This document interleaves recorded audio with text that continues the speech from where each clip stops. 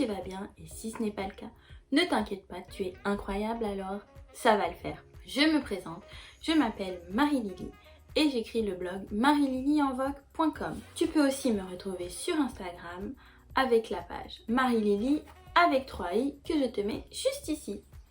Aujourd'hui, nous allons parler ensemble de sacs de luxe de seconde main et je vais te présenter l'un de mes sacs, le Mini Square de chez Chanel que j'ai acheté de seconde main il y a 1 an.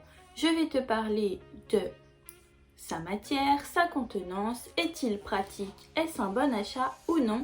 C'est parti. D'abord, une présentation du modèle. Le Mini Square de chez Chanel est une déclinaison existante du Timeless qui est sorti dans les années 80 en 1983. En effet, il existe plusieurs tailles à ce sac, le jumbo, le moyen, le petit et le mini me semble-t-il. Le mini existe en mini square et en mini rectangle, le square ayant une forme plutôt carrée, quand le rectangle est plutôt allongé en rectangle. Le mini square a des dimensions plutôt raisonnables puisqu'il sera plus grand qu'une pochette. Il va faire 13,5 cm de hauteur sur une largeur de 17 cm avec 8 cm de profondeur.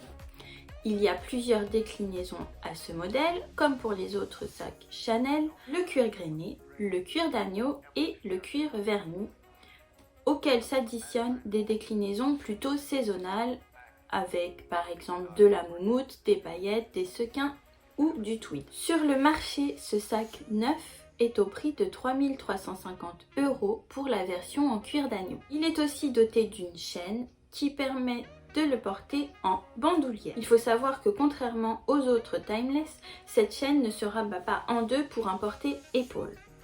Maintenant, la présentation de mon sac. Le voici, le Mini Square en rouge verni. Je l'ai trouvé sur Vestiaire Collectif pour 1434 €. Il était écrit en bon état puisque il y avait des taches qui étaient signalées. Néanmoins, petite déception puisque ces taches n'étaient pas aussi visibles en photo qu'elles le sont en réalité, mais c'est surtout le cas à l'arrière, comme tu peux le voir ici. À part ça, à l'avant, il est en parfait état. L'intérieur est vraiment en très bon état avec un cuir comme neuf. Je l'ai reçu avec sa boîte, à l'intérieur les papiers du sac et son dust bag. Ce Mini Square est donc rouge verni avec les bijouteries argentées. Comment je l'ai trouvé? Sur Vestiaire Collective, eh bien j'ai commencé mes recherches en avril 2019 me semble-t-il et je l'ai trouvé fin mai. J'ai donc mis un petit peu plus d'1 mois avant de trouver ce sac. Au départ, je voulais plutôt un petit du même modèle, mais finalement je me suis dit qu'un mini était beaucoup plus adapté puisque je suis assez petite et que je ne mets pas énormément de choses dans mon sac pour ne pas avoir mal aux épaules. Au niveau de la couleur, j'hésitais au départ entre un noir et un plutôt nude, mais ayant déjà en possession 2 sacs noirs, je me suis vite orientée vers des couleurs plutôt rose ou rouge. Au niveau du choix du cuir, j'ai beaucoup regardé de vidéos et j'ai constaté que le cuir d'agneau avait l'air vraiment fragile.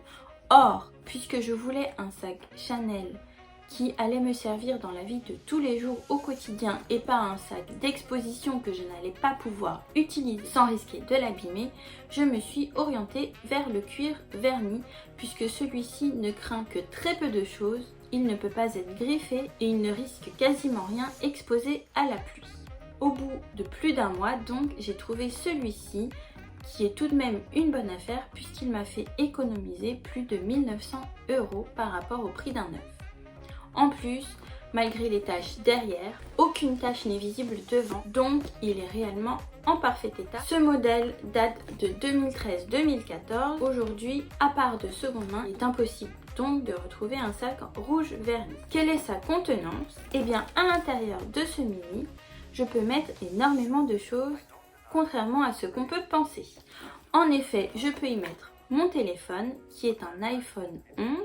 Je peux aussi rajouter une petite pochette comme ça, qui est épaisse comme ceci, où je mets des médicaments, des pastilles, des choses. Je peux aussi ajouter cette grosse pochette qui est épaisse comme ceci et qui contient beaucoup de choses.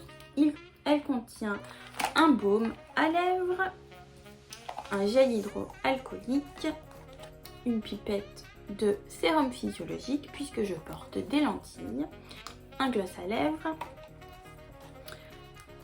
des feuilles de papier matifiant, un miroir et des pastilles pour la gorge. Bref, cette pochette est assez grosse et elle tient très bien dans mon sac. Aussi, j'ajoute tout ce qui est papier, carte d'identité, carte de paiement, carte de fidélité, etc. Il se présente comme ceci à l'intérieur. Dans le plus grand compartiment, je peux mettre mon téléphone, mes pochettes. Dans le compartiment ici, je mets tout ce qui est carte d'identité ou papier. Et dans le compartiment à fermeture, je mets tout ce qui est carte de paiement ou monnaie pour que ce soit bien sécurisé. Sinon, depuis 1 an que je le porte, il n'y a aucun défaut supplémentaire, pas de griffure, les coins ne sont pas abîmés. Il faut dire que malgré le fait que ce soit du cuir verni, j'en prends extrêmement soin. Alors, comment prendre soin de son sac? D'abord, pour le ranger, il faut le rembourrer. Le rembourrer avec du papier de soie. Il faut le rembourrer, mais ni trop peu. Pas trop parce qu'il ne faut pas que le sac soit déformé. Et pas trop peu parce qu'il ne faut pas qu'il s'affaisse et qu'il se déforme. Aussi, je rentre la chaîne à l'intérieur du sac et je l'enveloppe dans du papier de soie pour qu'elle n'abîme pas le cuir à l'intérieur. Je mets ensuite le sac dans son dust bag car c'est du cuir verni et le cuir verni peut parfois transpirer, se coller et avoir des transferts de couleurs.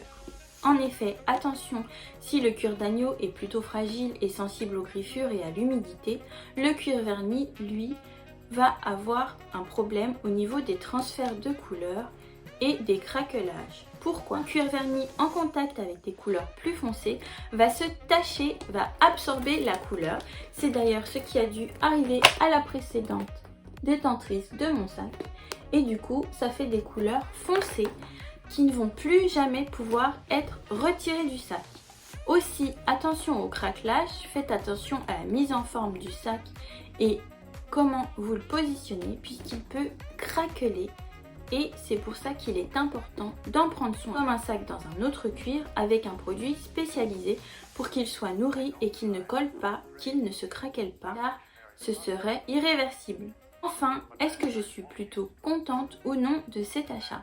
Eh bien, au départ, si en le recevant, j'ai beaucoup hésité à le renvoyer à cause des taches que je n'avais pas vues sur les photos, finalement, je l'ai gardé puisque je me suis rendu compte de l'énorme économie que je faisais et de la difficulté de retrouver un sac verni de cette couleur. En plus, sa contenance est idéale pour moi puisque j'y mets tout le nécessaire. La taille est également très adaptée à mon gabarit et avec sa bandoulière, son usage est quotidien.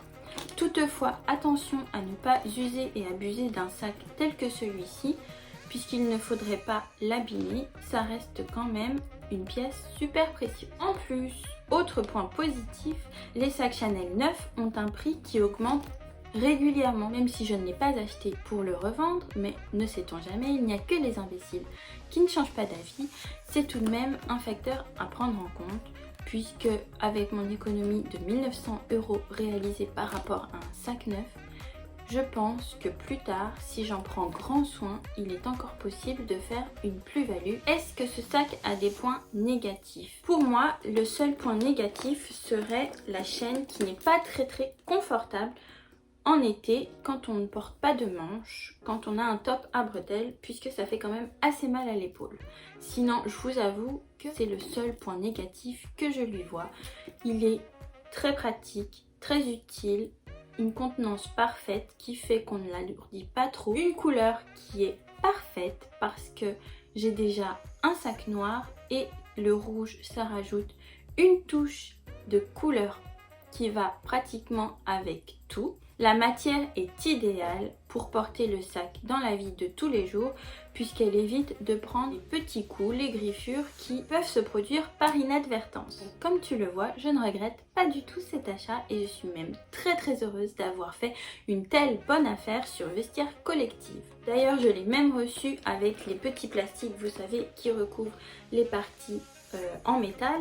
C'est très important de les enlever, de les retirer, puisque si on les laisse et qu'on range le sac avec les bouts de plastique qui sont collés, cela peut conduire à l'oxydation de la partie métallique. Voilà, j'espère que cette vidéo t'a plu. N'hésite pas à t'abonner à mon compte Instagram pour suivre toutes mes actualités. N'hésite pas à me dire en commentaire si cette vidéo t'a plu et ce que tu penses de ce sac. À une prochaine, bisous!